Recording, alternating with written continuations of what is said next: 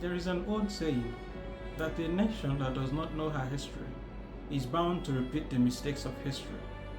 Unfortunately, our country Nigeria has somehow erased history or muddled up what we know as history, filled it with lies and propaganda. And so people are confused about what the real histories are.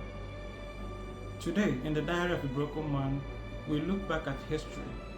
After the independence, we look at military regimes and the return to democracy. Remember to subscribe, to like, to share, and to comment. First Republic, 1960 to 1966, and regionalism, military coup, 1966 to 1999, and authoritarianism. These are the places we look at. And then 1999 transition to democracy with its progress and setbacks. Okay, let's dive into the political evolution of Nigeria since independence. First Republic, 1960 to 1966, and regionalism. Nigeria gained her independence from the British rule on the 1st of October 1960, adopting a federal parliamentary system with a ceremonial president, the then Nnamdi Azikiwe, and a prime minister, Abubakar Tafawa Balewa.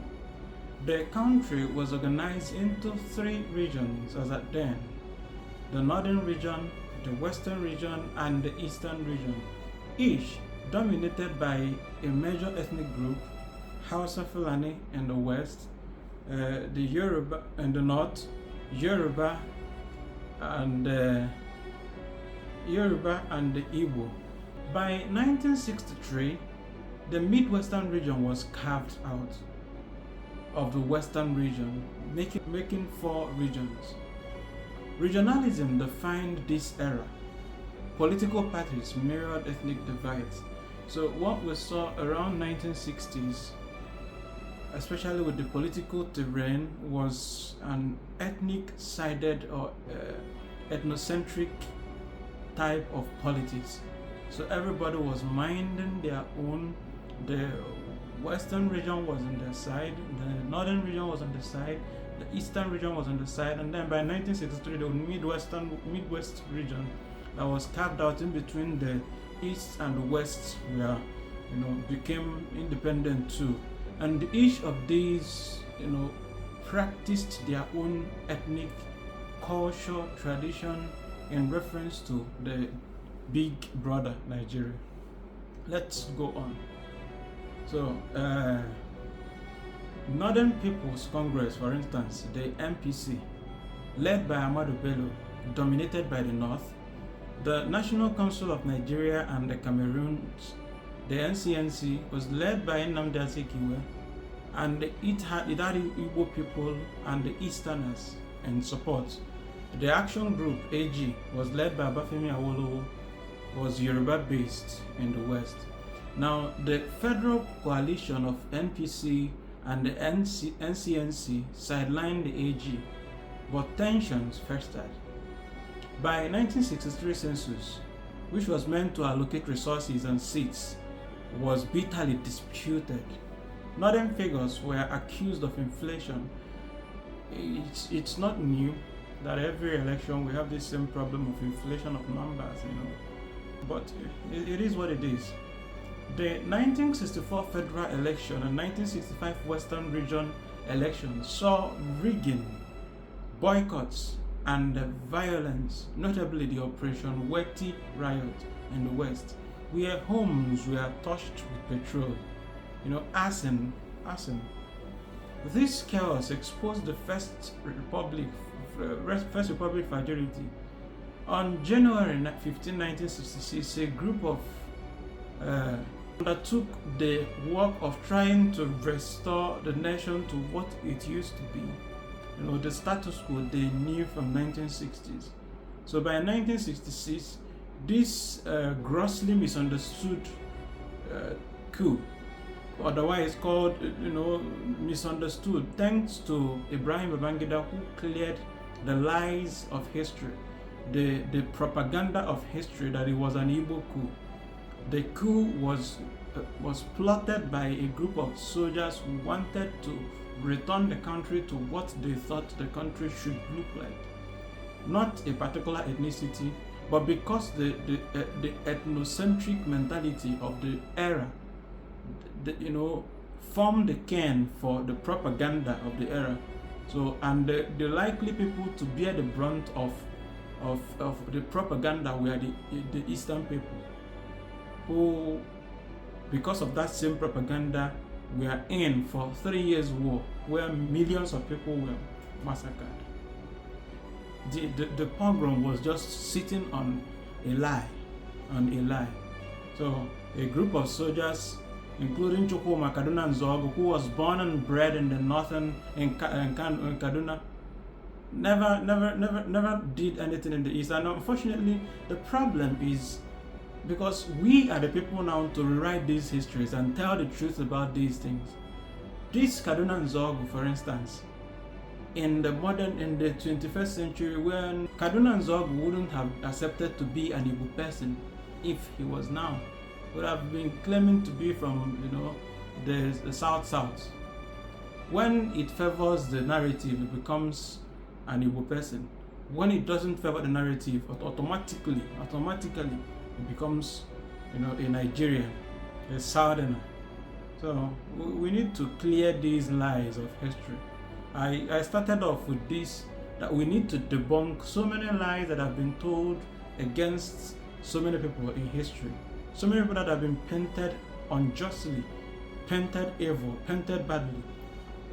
History will not be kind to us if we see what the truth is and refuse to say it out.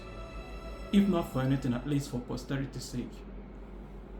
So they staged a coup, killing Tafawa Balewa, Ahmadu Bello, and the others. The coup's ethnic slant fueled perception of bias, collapsing the First Republic and igniting a spiral of violence.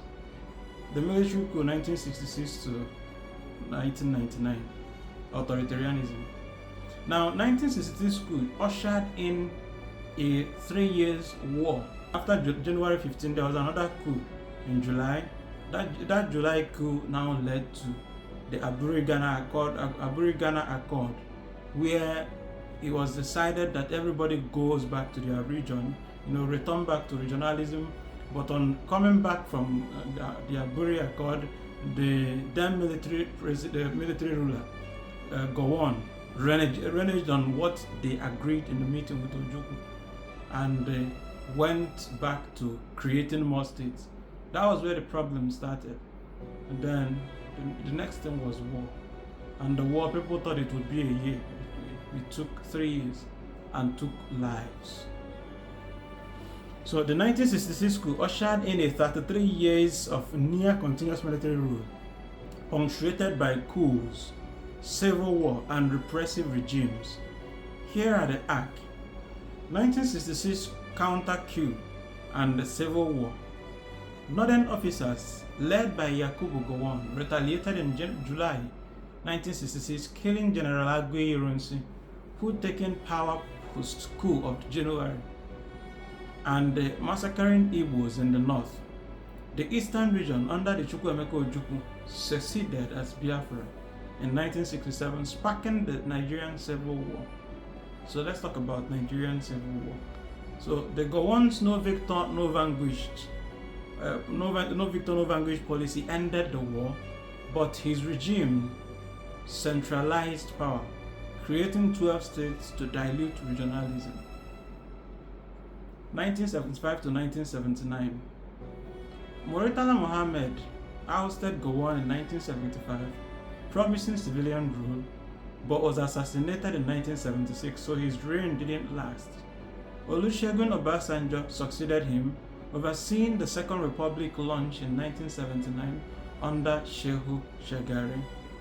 By 1983 to 1993, Shagari's civilian government, plagued by corruption and economic decline, oil prices crashed, because from 1970s it was the era of the oil boom.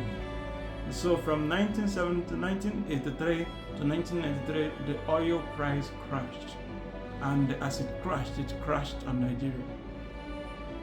So Shagari's civilian government was plagued by corruption and decline.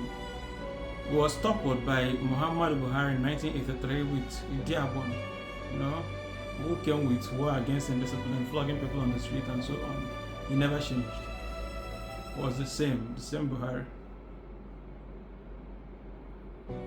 Buhari's austere regime was overthrown in 1985 by Ibrahim Babangida, who ruled until 1993.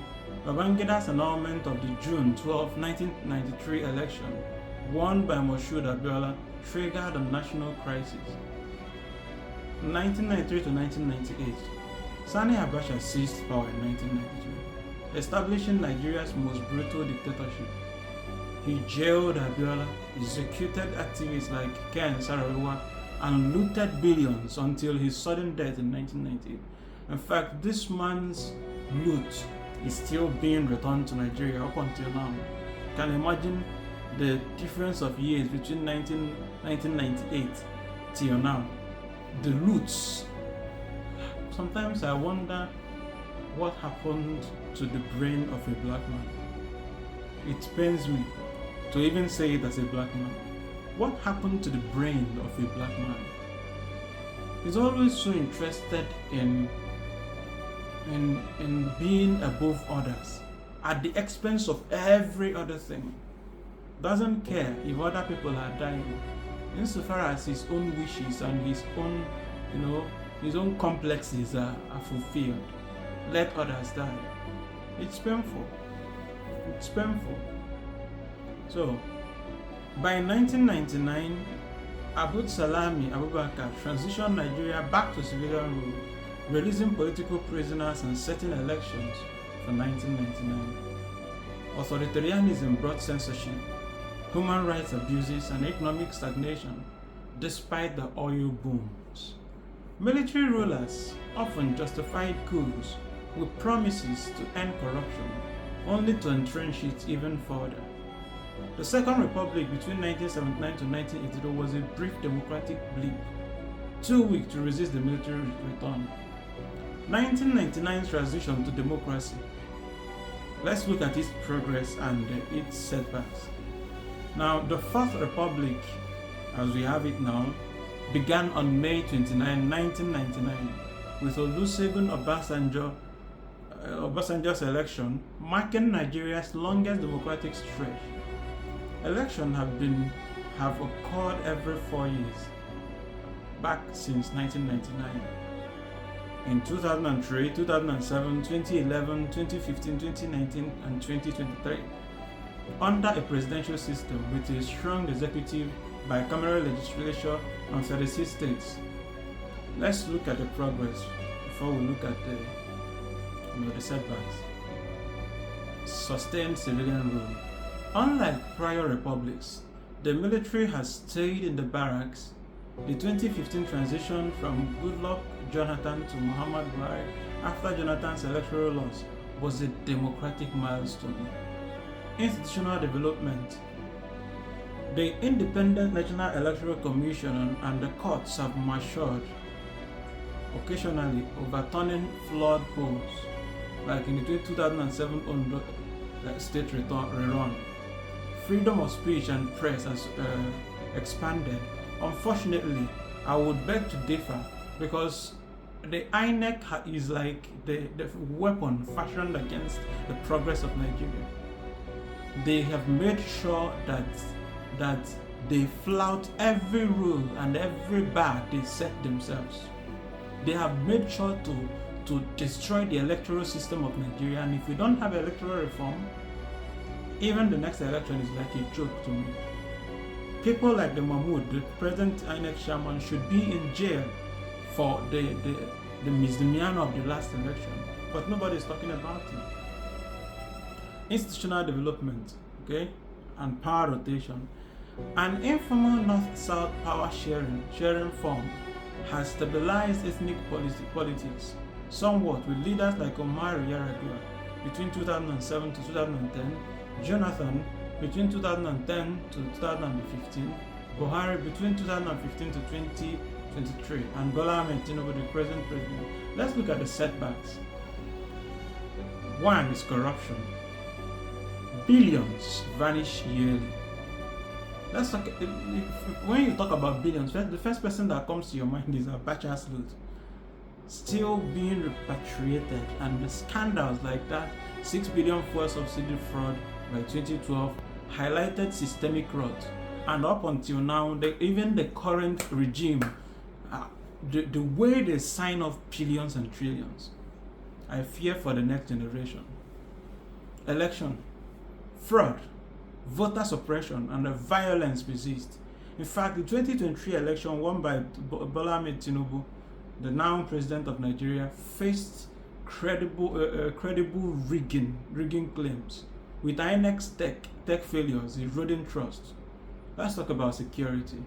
Boko Haram's insurgency persists. Since 2009, they have the worst problem being faced by the country, Nigeria.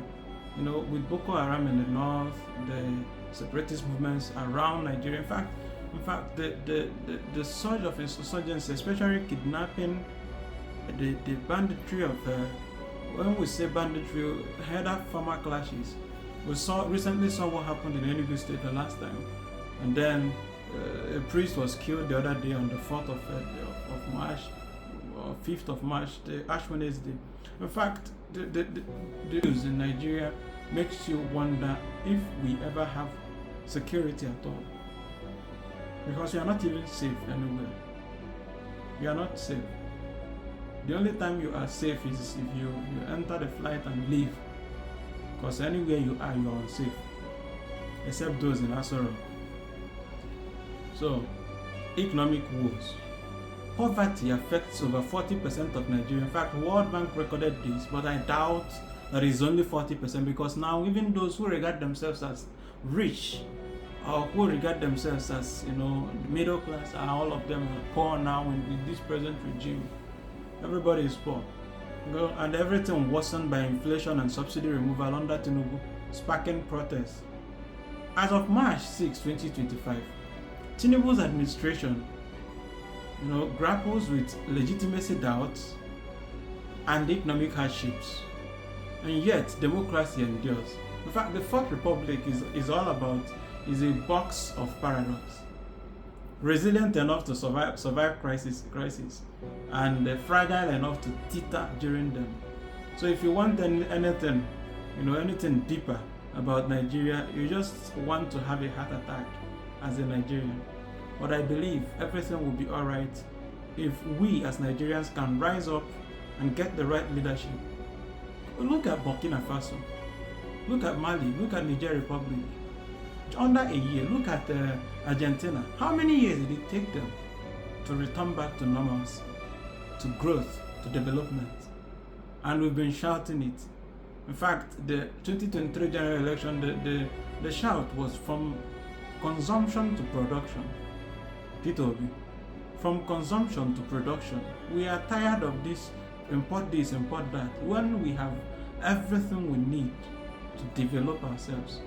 And then we have the brains, not just that we don't have the brain, but who will build the plants? Who will support those with that creativity or that initiative? Who? In fact, if you try to use your initiative in the Nigerian terrain, they will use tax and everything to pull you down, because the mentality is pull you down mentality. So I wish Nigeria can get back to the system of meritocracy and the system of development, creativity, and recognizing initiatives, acting on them as fast as they can, empowering science, technology, IT, empower them in this 21st century. That's where every other country is teetering towards. We can't be moving away from tech when others are building on tech. Very soon, round the globe, AI will take over everything. Where are we? Which AI does Nigeria have? Even those who try to develop them in Nigeria will be crippled by systemic bureaucracy. Let me know in the comment section what you think Nigeria can do, to get back to normalcy, to development, to upward growth. Let me know what you think. Remember to subscribe, to like, to share, and to comment. And I will see you on the next one. Cheers.